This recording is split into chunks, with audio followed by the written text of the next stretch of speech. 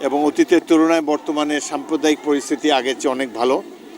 যদিও প্রতিবেশী রাষ্ট্র ভারতে হিন্দুত্ববাদী সরকারের উত্থানের ফলে সেখানে ধর্ম নিরপেক্ষ ভারত আর এখন নাই।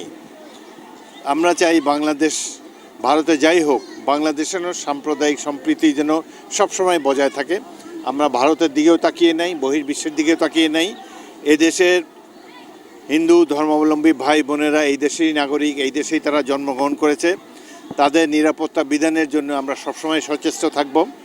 এখানে সংখ্যাগরিষ্ঠ মুসলিম ভাই বোনদেরকে আমি অনুরোধ করে গেলাম তারা যেন সবসময় হিন্দু ভাই বোনদের নিরাপত্তার ব্যাপারে এগিয়ে আসে। তা আমরা আশা করি, আমরা বাংলাদেশের সাম্প্রদায়িক সম্প্রীতি নিয়ে গর্ববোধ করি, সবসময় চাই এটি যেন এর কোনো যেন খেলাফ না হয়। এই সাম্প্রদায়িক সম্প্রীতি যাতে চিরস্থায়ী হয় সেই জন্য সংখ্যাগরিষ্ঠ মুসলমানদের দায়িত্ব অনেক বেশি। এবং আমরা এই সম্প্রদায়ভুক্ত হিসাবে আমি রাজনীতি করি বা না করি, আমি সবসময় সচেষ্ট থাকব যাতে এখানে হিন্দু ভাই বোনদের নিরাপত্তা কোনো ক্রমে বিঘ্নিত না হয়।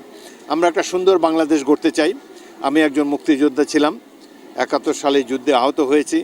সেদিন অনেক স্বপ্ন ছিল যে একটা গণতান্ত্রিক বাংলাদেশ আমরা প্রতিষ্ঠা করতে চাই, একটি সমৃদ্ধ বাংলাদেশ দেখতে চাই। দুঃখের বিষয় এখন পর্যন্ত আমাদের সেই কল্পনা অতীতে রয়ে গিয়েছে, না গণতন্ত্র বিকশিত হয়েছে। সুতরাং আমরা আশা করব গণতন্ত্র পূর্ণ মাত্রায় বিকশিত হলে তাহলে সাম্প্রতিক সম্প্রীতিও চিরস্থায়ী হবে।